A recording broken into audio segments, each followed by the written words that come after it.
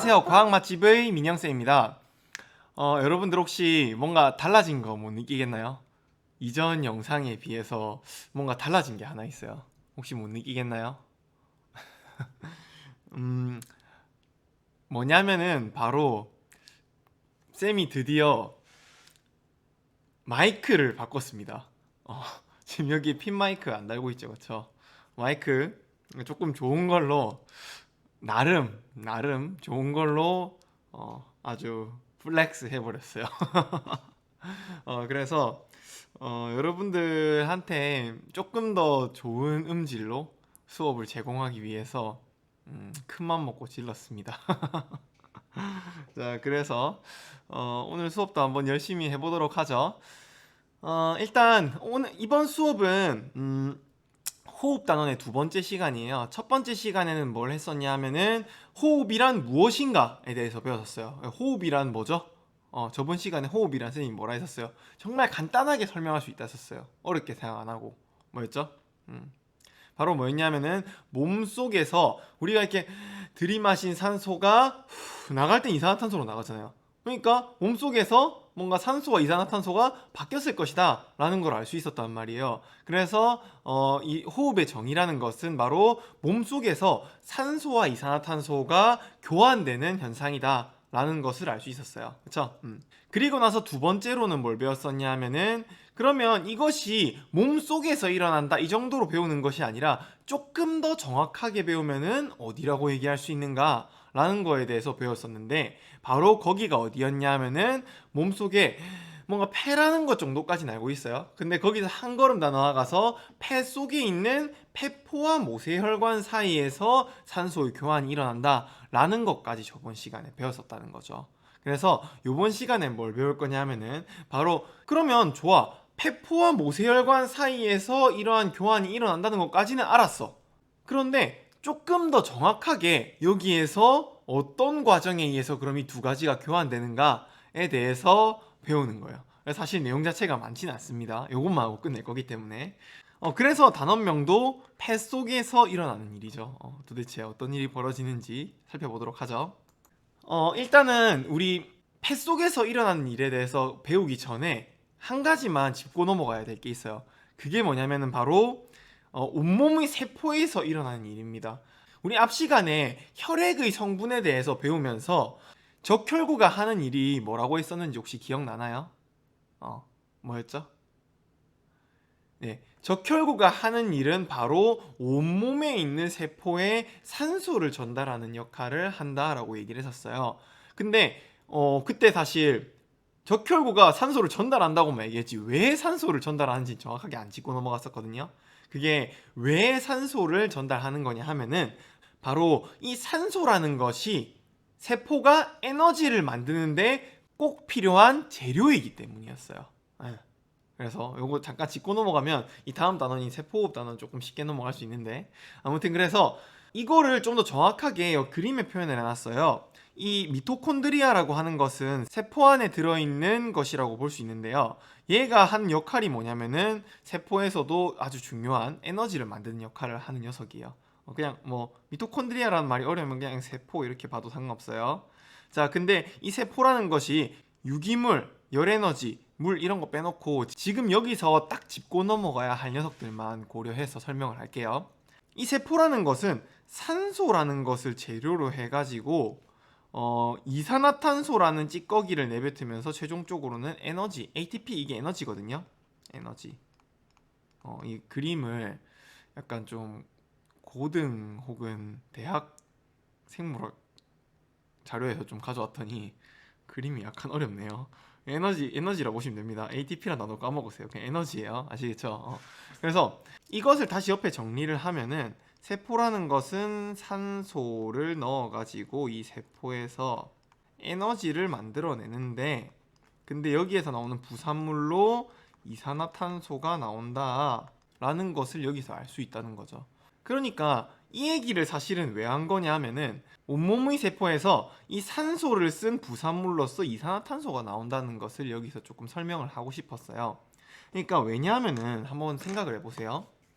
음, 우리가 이렇게 숨을 쉴 때 산소를 들이마셨다가 이산화탄소를 내뱉잖아요. 그렇죠? 근데 산소는 사실 이 대기 중에 굉장히 많이 있어요. 그래가지고 내가 산소를 뭐 얼마만큼 들이마시든지 간에 산소가 떨어질 일은 없어요. 그렇죠? 그런데 내가 내뱉을 때 이산화탄소가 나오잖아요. 그럼 보세요. 산소 들이마셨다가 이산화탄소 나와요. 다시 산소 들이마셨다가 이산화탄소 나와요. 그럼 도대체 이 이산화탄소는 어디서 나오는 거야? 맞아요. 몸속에서 뭔가 이산화탄소가 계속 무한정으로 생성이 되고 있어요. 그렇죠? 뭔가 이상하단 말이에요. 그래서 그 이산화탄소가 도대체 왜 생겨나는지를 설명하기 위해서 선생님이 이 세포에서 나오는 이야기가 사실 다음 시간에 세포호흡에서 배워야 될 내용이지만서도 이 수업에 꼭 필요한 부분만 쏙 빼가지고 가지고 온 거예요. 무슨 말인지 아시겠죠? 그래서 몸속에서 이렇게 계속 배출하는 이산화탄소의 정체는 바로 이 녀석이었다라는 거예요. 그럼 이것을 조금 더 재미있는 그림으로 표현을 해놓은 게 있는데요. 바로 이 그림입니다. 여기 보시면은 이 산소가 이제 세포에 도착을 했어요. 그러니까 자, 세포에 도착 이러면서 이제 일을 한번 해볼까 하면서 막 내리고 이 이제 혈액이라고 하는 차에서 막 내리고 있죠, 그렇죠? 그러면서 동시에 이 이산화탄소 녀석들은 이제 우리는 이제 여기서 더 이상 쓸모가 없어 하면서 혈액에 이렇게 탑승을 하고 있는 그런 그림이에요. 그래서 비유를 하자면은 약간 이런 비유가 조금 약간 교양 있는 그런 비유는 아닌데 가장 잘 와닿는 비유가 뭐냐면은 바로 혈액은 쓰레기차예요. 쓰레기차. 그리고 이산화탄소는 얘는 얘는 쓰레기예요. 쓰레기. 그리고 산소는 청소부예요. 청소부. 그래가지고 이걸로 실제로 설명을 하면은 되게 많은 걸 설명할 수 있습니다. 지금 그림을 보시면은 쓰레기차를 타고 청소부들이 막 왔어요. 그래서 여기 뭐야 쓰레기들이 많잖아 이러면서 차에서 이제 탁탁 내리는 거예요. 그러면서 이제 쓰레기 정리할 준비를 하시고 그러고 얘네가 이제 쓰레기들은 전부 다 쓰레기차에 실어야겠죠. 그래서 쓰레기차에 막 싣는 거예요.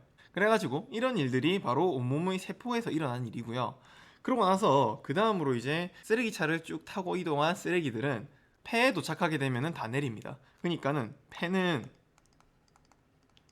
쓰레기장인 거예요. 쓰레기장. 그래서 지금 이제 쓰레기장에 도착했으니까는 쓰레기들이 다 내려야 되겠죠. 그래가지고 다 내려요.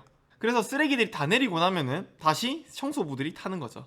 그래가지고 다시 또 온몸으로 가서 청소부를 내려주고 그리고 쓰레기를 다시 다 실어가지고 혈액은 다시 와요. 그러고 나서 또 다시 쓰레기장으로 도착하면 폐에 도착하면은 다시 쓰레기들을 뭐 버리고 뭐 이런 식이라 이거죠. 그래서 요런 만약에 나중에 잘 기억이 안 나면은 요 예시를 기억해 놨다가 나중에 이제 시험 칠 때 막 나 도저히 뭐잘 기억이 안 나. 어떻게 기체의 교환이 일어났더라. 산소랑 이산화탄소가 어떻게 교환됐더라. 뭐 이게 잘 기억이 안 나면은 이 예시를 한번 떠올려 보세요. 민영 쌤이 혈액은 쓰레기차라고 했었고 그리고 산소는 청소부고 그리고 이산화탄소는 쓰레기고 폐는 쓰레기장이라 했었어. 그러면은 막 기억이 날 거예요. 쓰레기 그 버리는 과정을 생각해 보면은. 그래서 이 기체의 교환이 일어나는 것을 조금 더 정확하게 정리를 해보면은 산소 같은 경우에는 폐에서 폐포라고 하죠. 폐포에서 혈액으로 가고 뭐 혈액 또는 모세혈관이 될 수 있어요. 그리고 이 혈액에서 다시 온몸의 세포로 간단 말이에요. 이게 이제 순서고 그 다음에 이산화탄소는 탄소 뺄게요. 이산화탄소는 세포에서 혈액을 타고 쓰레기차를 타고 폐포로 옵니다. 쓰레기장으로 옵니다. 이렇게 볼 수 있다는 거죠. 그래서 이렇게 기체별로 이 혈액의 이동 경로까지 알아두시면 좋을 것 같아요. 그래서 이번 시간은 할 내용이 딱 요 정도예요. 별로 많지 않죠. 그래서 오늘 수업도 고생하셨고요. 수업 내용이 적은 것은 절대 이 부분이 중요하지 않아서가 아닙니다. 이 부분 같은 경우에는 여러분들이 고등학교 올라가서도 굉장히 중요한 부분이고 선생님 저는 문과 갈 거라서 고등학교 가가지고 생물 안 할 건데요? 라고 생각하시면 오산이에요. 왜냐하면은 올해부터 이과 문과가 없어졌습니다. 그리고 저희가 꼭 뭐 이과 공부를 안 할 거라고 하더라도 과학은 반드시 수능에서 한 과목을 선택을 해야 돼요. 그런데 사실 문과를 준비하는 친구들이 과학을 한 과목을 꼭 정해야 한다면은 물리, 화학, 생물, 지구과학 중에서 꼭 하나를 정해야 한다면은 가장 접하기 쉬운 게 생물이에요. 그리고 지금 배운 내용은 그 생물에서 가장 중요한 내용 중에 하나입니다. 아시겠죠? 그러니까 절대 건성으로 배우지 마시고요. 선생님이 딱 핵심만 중요하게 뽑아가지고 설명했으니까 수업이 이렇게 짧은 거예요. 아시겠죠? 짧게 핵심만 한 만큼 알려드린 거는 반드시 숙지하고 넘어가야 됩니다. 아시겠죠? 너무 무섭게 말했나? 자, 그래서 어찌됐건 오늘 수업 고생하셨고요. 저는 과학 맛집의 민영쌤이었습니다. 다음 시간에 뵐게요. 안녕.